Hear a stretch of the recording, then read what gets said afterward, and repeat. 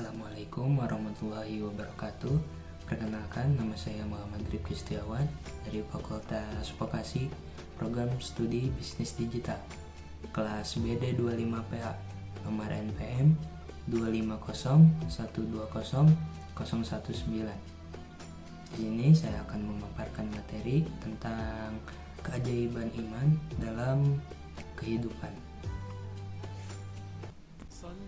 Sejarah Islam mengajarkan kepada kita bahwa iman mampu mengangkat manusia biasa menjadi pribadi luar biasa.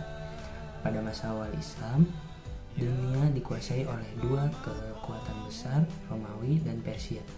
Secara logika manusia, kaum muslimin saat itu sangatlah lemah.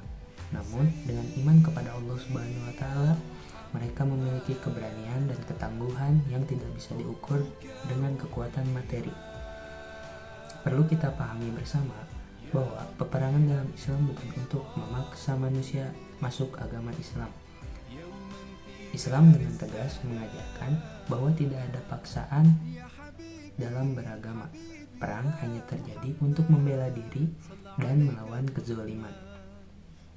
Seperti kisah Sa'ad bin Abi Waqqas radhiyallahu anhu, ia adalah sahabat Rasulullah SAW yang dikenal dengan keberaniannya dan doanya yang mustajab. Dalam kondisi fisik yang tidak baik, ia tetap berdiri teguh dalam memperjuangkan agama Islam. Bukan karena tubuhnya kuat, tetapi karena imannya kokoh. Kisah Sa'ad mengajarkan kita bahwa iman mampu melampaui keterbatasan manusia. Saat fisik melemah, imanlah yang membuat seseorang terus melangkah. Dalam Islam, iman tidak pernah lahir dari tekanan. Allah Subhanahu wa taala dengan tegas berfirman, la ikraha fiddin, tidak ada paksaan dalam memeluk agama. Quran surat Al-Baqarah ayat 256. Ayat ini mengajarkan bahwa iman adalah pilihan sadar. Keajaiban iman justru muncul ketika seorang memilih untuk percaya, untuk bersandar, dan memilih untuk tetap berharap kepada Allah Subhanahu wa taala di tengah ketidakpastian hidup.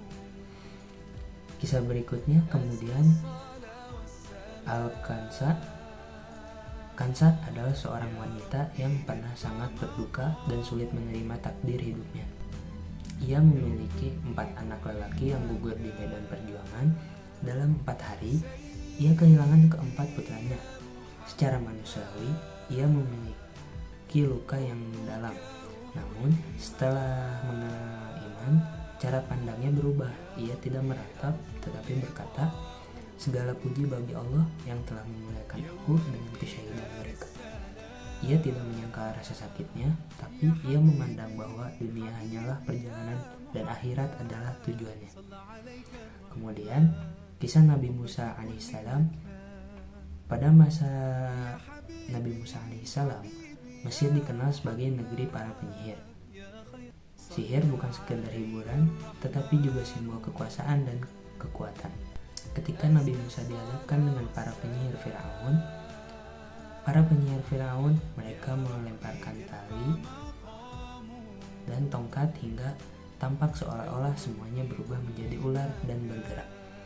Namun Allah Subhanahu wa taala memerintahkan Nabi Musa, lemparkanlah tongkatmu. Kemudian Nabi Musa pun melemparkan tongkatnya, dan tongkatnya pun berubah menjadi ular besar yang menelan seluruh sihir mereka. Saat itu, kebenaran mengalahkan tipu daya dan iman mengalahkan kekuatan palsu. Dari peristiwa inilah kita belajar bahwa kekuatan sejati bukan pada apa yang terlihat, melainkan pada iman yang bersandar kepada Allah Subhanahu wa taala.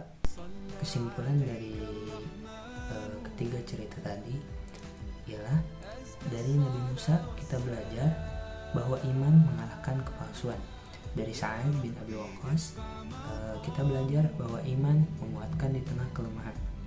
Dan dari Al-Kansa kita belajar bahwa iman menumbuhkan keikhlasan dalam takdir. Allah berfirman, "Wa may yatawakkalu 'alallahi fahuwa hasbuh. Innallaha balighu amrih. Qad ja'alallahu kulli syai'in qadir." Yang artinya, Barang siapa yang bertawakal kepada Allah Subhanahu wa taala, maka Allah Subhanahu wa taala akan mencukupinya. Quran surat At-Talaq ayat 3. Sekian ringkasan materi yang dapat saya sampaikan. Kurang lebihnya mohon maaf.